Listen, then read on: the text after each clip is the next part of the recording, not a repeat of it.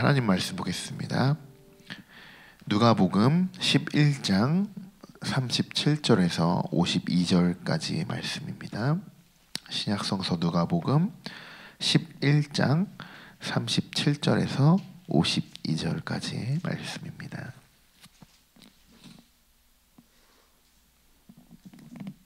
네, 우리 먼저 37절에서 45절까지의 말씀을 우리 한 목소리로 봉독하겠습니다. 예수께서 말씀하실 때에 한 바리새인이 자기와 함께 점심 잡수기를 청함으로 들어가 앉으셨더니 잡수시기 전에 손 씻지 아니하심을 그 바리새인이 보고 이상히 여기는지라. 주께서 이르시되 너희 바리새인은 지금 잔과 대접의 겉은 깨끗이 하나 너희 속에는 탐욕과 악 가득하도다. 어리석은 자들아, 겉을 만드신 이가 속도 만들지 아니하셨느냐. 그러나 그 안에 있는 것으로 구제하라. 그리하면 모든 것이 너희에게 깨끗하리라. 화 있을진저 너희 바리새인이여, 너희가 박하와 운양과 모든 채소의 11조는 드리되 공의외 하나님께 대한 사랑은 버리는도다. 그러나 이것도 행하고 저것도 버리지 말아야 할지니라. 화 있을진정 너희 바리새인이여, 너희가 회당의 높은 자리와 시장에서 문안받는 것을 기뻐하는도다. 화 있을진저 너희여, 너희는 평토장한 무덤 같아서 그 위를 밟는 사람이 알지 못하느니라. 한 율법교사가 예수께 대답하여 이르되 선생님, 이렇게 말씀하시니 우리까지 모욕하심이니이다. 아멘. 누가복음을 기록한 누가는 7장, 11장, 14장에서 바리새인이 예수님을 식탁에 초대한 것에 대한 이 내용을 여러 번 언급을 하고 있습니다. 이게 누가복음에 대한 좀 특징이죠. 자, 우리는 일반적으로 율법주의자 그리고 그리스도, 이 둘의 관계는 상반적인 관계라고 우리가 알고 있습니다. 그러나 우리는 꼭 그렇지만은 않다라는 것을 오늘 본문, 우리가 지금 읽은 본문을 통해서 알 수가 있는데요. 37절을 보시면 한 바리새인이 예수님을 초대합니다. 누가는 이 부분에 대해서 바리새인들 가운데서도 예수님과 아주 우호적으로 관계를 맺고 있던 사람들도 분명히 있었을 것이다. 이것을 암시하기 위해서 이렇게 여러 군데에서 이런 교제의 식탁, 바리새인들과의 식탁의 교제를, 이런 내용들을 여러 번 언급하고 있는 것입니다. 예수님의 이런 편견 없는 모습을 조금 우리가 배워야 할 점이 있습니다. 우리는 무조건 그냥 율법이라고만 하면, 그냥 율자만 들어가도 그냥 부정적이다라고 이렇게 생각을 하죠. 하지만 율법을 100% 지킬 수만 있다면 그것만큼 정말 좋은 것이 없다고 성경에도 나와 있습니다. 하지만 우리는 인간이기에 그것을 지킬 수 없음을 우리가 먼저 고백해야 되는 것이죠. 예수님은 그런 율법주의자들로도, 그런 율법만으로도 이 사람들이 구원을 받을 수 있다고 생각하는 그런 사람들까지도 예수님은 품어주셨던 것입니다.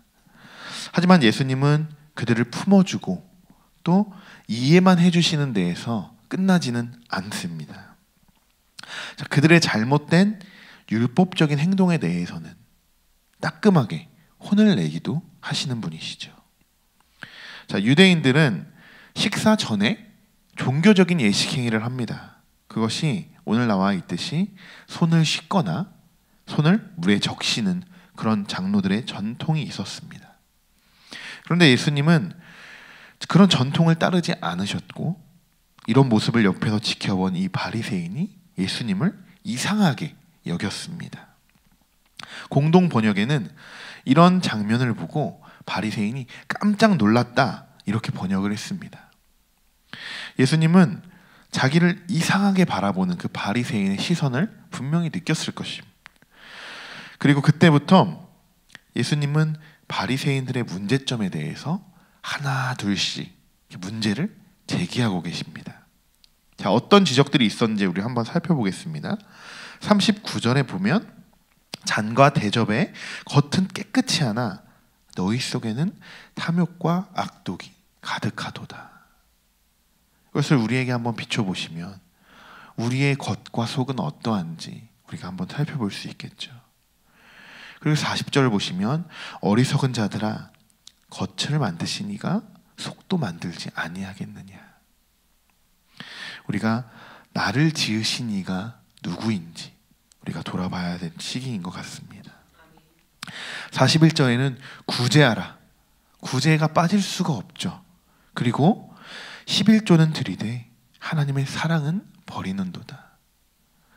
우리도 세월이 많이 지나고 또 신앙생활을 오래 하다 보면 이런 딜레마에 빠질 수가 있습니다. 이런 헌금에 대해서 여기는 11조라고만 되어 있지만 여기는 뭐 박하와 뭐 다른 여러 가지들이 또 나와 있긴 하지만 그것보다 중요한 것, 우리가 그냥 물질을 하나님께 드리는 것보다 중요한 것은 하나님을 사랑하는 것이다 라는 것을 우리가 알 수 있습니다.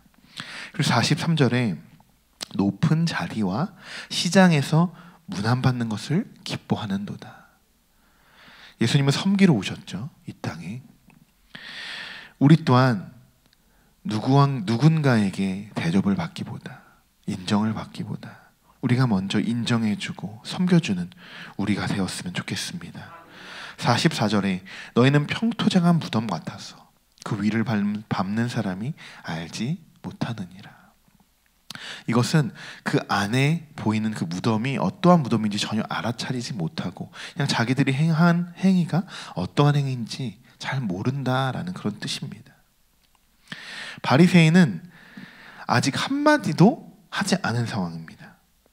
그냥 예수님이 손을 씻지 않은 것에 대해서 그냥 깜짝 놀라게만 했죠. 그런데 예수님은 그런 이상하게 느낀 시선 하나로 꽤나 많은 내용들을 지적하고 계십니다. 바리새인은 식사를 하려고 예수님을 초대했다가 밥도 먹기 전에 지적만 당하게 된 상황이 놓이게 된 거죠. 자, 그러자 바리새인은 이렇게 예수님에게 이야기합니다. 선생님, 그런 말씀은 저희에게도 모욕이 됩니다. 저희에게도라고 했습니다. 그렇기 때문에 지금은 바리새인이 초대를 했다고 했지만 여기에 율법주의자가 여러 명 모여 있다고 우리가 알 수 있습니다. 자, 지금 예수님은 그들에게 모욕감을 주려고 하신 말씀이 아니죠. 예수님은 그들에게 책망을 하고 계시는 것입니다. 근데 이 책망이 어떤 책망이냐? 우리가 뒤에서 보겠지만 아주 무시무시한 책망입니다. 우리가 일단 계속해서 말씀을 한번 읽어보겠습니다. 이번에는 46절에서 52절까지의 말씀입니다. 우리 한 목소리로 읽어보겠습니다. 이르시되 화 있을진저 또 너희 율법 교사여 지기 어려운 짐을 사람에게 지우고 너희는 한 손가락도 이 짐에 대지 않는도다. 화 있을진저 너희는 선지자들의 무덤을 만드는도다. 그들을 죽인 자도 너희 조상들이로다. 이와 같이 그들을 죽이고 너희는 무덤을 만드니 너희가 너희 조상의 행한 일의 증인이 되게 옳게 여기는도다.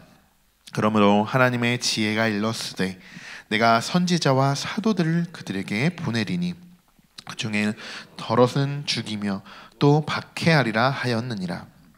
창세 이후로 흘린 모든 선지자의 피를 이 세대가 담당하되 곧 아벨의 피로부터 제단과 성전 사이에서 죽임을 당한 사가랴의 피까지 하리라. 내가 너희에게 이르노니 과연 이 세대가 담당하리라. 화 있을진저 너희 율법 교사여 너희가 지식의 열쇠를 가져가서 너희도 들어가지 않고 또 들어가고자 하는 자도 막았느니라 하시니라. 아멘. 우리가 지금 읽은 본문에서 계속적으로 반복되는 말이 하나 있죠. 화 있을진저, 이 말입니다. 사실 오늘 예수님이 그냥 바리새인들에게 말씀하신 이 책망은 그냥 일반적인 책망이 아니라 이것은 바리새인들과 율법사들에 대한 예수님이 저주를 선언하신 겁니다. 자, 그렇게 저주를 선언하신 이유는 무엇일까요? 그 이유는 그들의 율법적인 가식, 이 율법적인 가식이 그들 안에 있었다라는 것이죠. 오늘 우리가 좀 주목해서 보아야 할 부분입니다. 오늘 예수님이 바리새인들에게 하신 말씀들을, 이 말씀들을 한번 여러분이 잘 새겨보시기 바랍니다. 한 구절 한 구절 천천히 묵상하면서 이 예수님의 지적사항들을 쭉 보면서 나는 어떤 율법적인 가식이 있었는지 여러분 스스로가 한번 돌아보시고 깨닫게 되는 시간이 되시길 소망합니다. 자, 이번에도 한번 같이 살펴볼까요? 46절에는 지기 어려운 짐을 사람에게 지우고 너희는 한 손가락도 이 짐에 대지 않는도다. 요즘 말씀드리지 않아도 굉장히 요즘 이런 사람들을 많이 우리 주변에서 찾아볼 수 있습니다.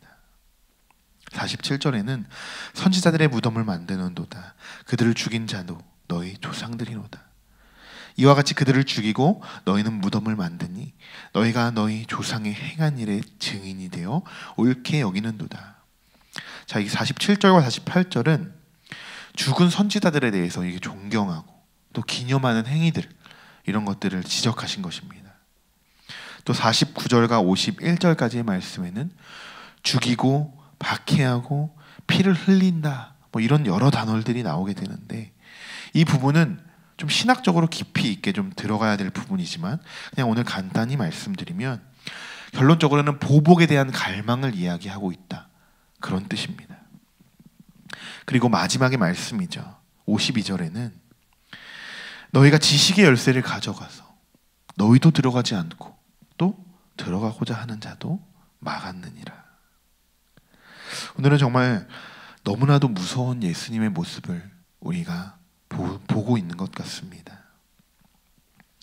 지금 예수님이 말씀하시는 이 모든 내용은 그저 저 멀리 있는 율법주의자들, 바리새인들에게만 해당되는 것이 아닙니다. 우리 또한 율법 속에 갇혀있는 우리들의 모습을 깨닫게 하시기 위해서 예수님께서 지금 우리에게 말씀하고 계시는 것입니다.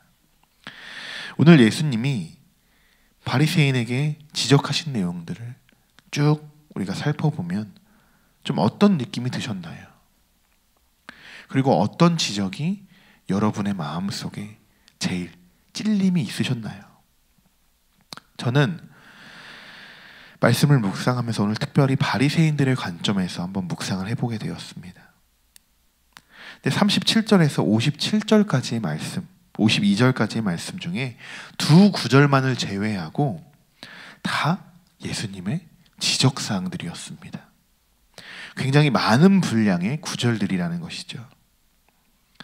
저는 예수님이 바리새인들에게 하시는 이 말씀을 묵상하면서 이런 마음이 들었습니다. 너희들 때문에 다른 사람이 구원을 받지 못하는 거야. 너희들이 만든 율법이 다른 사람의 구원의 길을 방해하고 있는 거야. 저는 이렇게 이 말씀이 조금 묵상이 되었습니다. 이것을 시간상 좀 한 구절 한 구절을 우리가 살펴볼 수는 없겠지만 저는 좀 전에 읽었던 이 52절, 이 마지막의 말씀을 좀 살펴보고 우리가 기도하기를 원하는데요. 우리 52절의 말씀을 우리 함께 읽어볼까요?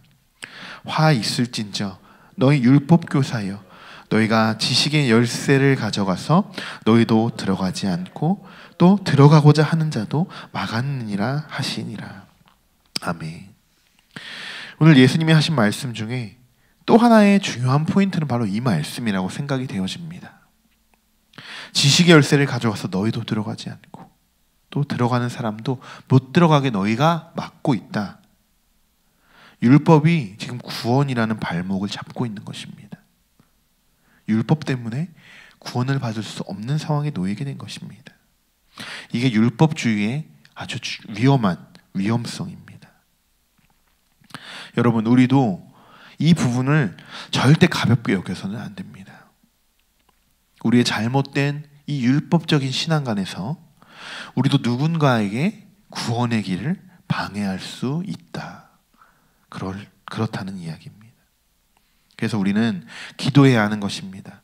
오늘 10가지도 넘는 예수님의 지적에 어느 누구도, 그 누구도 찔림이 없을 수는 없습니다. 그럴수록 우리는 더 기도해야 할 줄 믿습니다. 이 신앙의 뜨거움은 옆 사람에게 옮겨집니다. 내가 성령 충만하여서 기도할 때 그 기도가 옆 사람에게 번지게 되죠. 그러나 내가 그 옆 사람의 성령의 불씨를 반대로 꺼트릴 수도 있다라는 것을 잊으시면 안 됩니다. 그 뜨거움에, 그 옆 사람의 성령 충만한 그 뜨거움에 내가 찬물을 끼얹는 사람이 될 수도 있다는 것입니다. 여러분은 성령의 불씨를 옮겨주는 사람들이십니까? 아니면 그들에게 찬물을 끼얹는 사람이십니까? 여러분은 온전히 가는 곳마다 이 성령의 불씨를 옮겨주고 하나님의 그 예수님의 그 마음을 옮겨주시는 여러분이 되시기를 소망합니다. 성령의 불씨를 꼭 붙이시는 여러분이 되시기를 정말 축복합니다. 자, 오늘 이 밖에 많은 말씀들이 또 있는데 우리가 기도하면서 또 생각나시면 이 말씀을 한 번 더 쭉 읽어보시면서 오늘 하나님이 더 강력하게 여러분 안에 주시는 마음들이 있으실 것입니다. 그 말씀이 있으실 것입니다. 그 말씀을 붙드시고 예수님이 하시는 그 음성에 귀를 기울이시고 오늘 하루 기도하며 나아가시기를 소망합니다. 기도하겠습니다. 오늘 바리새인이 아닌 율법 속에 매여 있는 우리의 모습들을 발견하게 하신 것 감사드립니다. 율법을 벗어나려고 하지만 뜻대로 잘 되어지지 않고 또 나도 모르게 율법적인 신앙생활을 할 때가 너무나도 많이 있었습니다.